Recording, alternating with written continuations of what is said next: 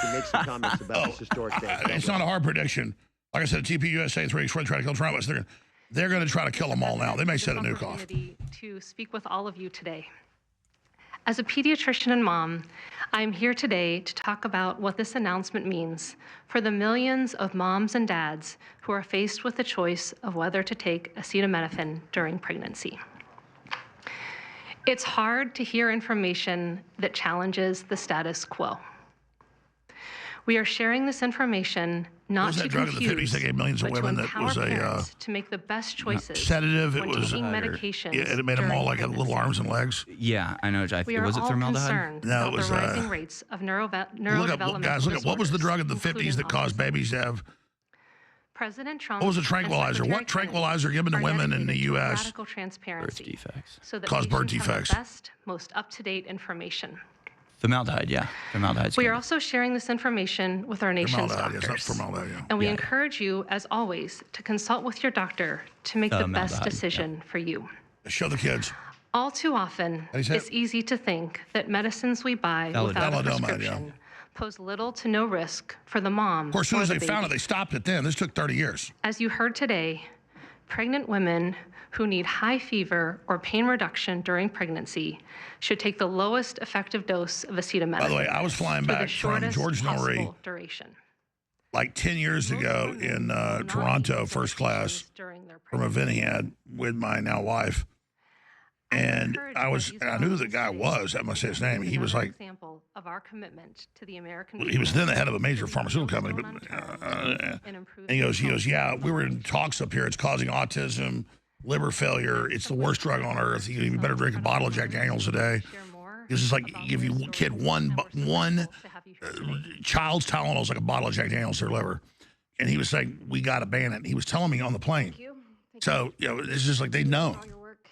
I mean, think about it. There are women that are pregnant right now that have probably been taking Tylenol, and they're just hearing this. I can't imagine what they're going through. Again, it shuts off all the autoimmune response. That's what pain is the nerve response. That's autoimmune too. So you do that to a baby, it literally shuts down development. I think the spectrum is helpful, but that's another conversation.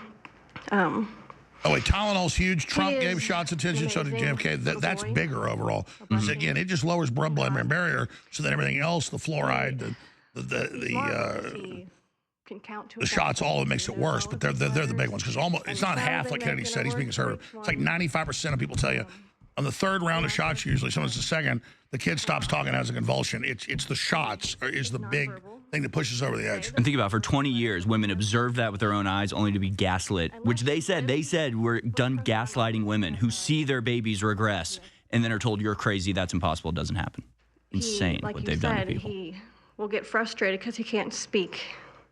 It's not even that he can't speak. Sometimes he just doesn't understand what I'm saying. He understands the word no, but he doesn't understand the why behind the no. And that's a huge part of discipline. That's the discipline. So it's very hard to discipline a child with autism so you have these behaviors.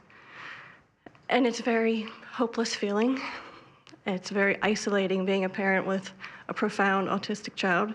Even just taking them over to your friend's house is something we just don't do because, again, they're going to be met with no, no, no, and no understanding of why. And then there's a meltdown. And then you're in a situation where you're just helpless and you're just trying to protect your kid. So it's just better not to do it. You learn your limits, and it's been really hard. This is amazing that we're here today. And yeah, I've been friends with Mike Judge a long time. I haven't seen him in years, but he married Charles Bronson's daughter. He has a son, looks just like Charles Bronson. Really? Well, and I met his son a few times. He was like 50, 60, 70. He's like Charles Bronson, literally blue eyes, black hair, looks like a super muscular. And he just goes, F you, Dad, F you, Dad, F you, Dad. Like, he's trying to be nice to him. He's autistic, yeah. From the shots. That's why Judge is awake. And like, you got Charles Bronson, like literally like, you're trying to control Charles Bronson. Yeah. I mean, imagine. It looks like Charles Bronson. I haven't seen his son in years, but.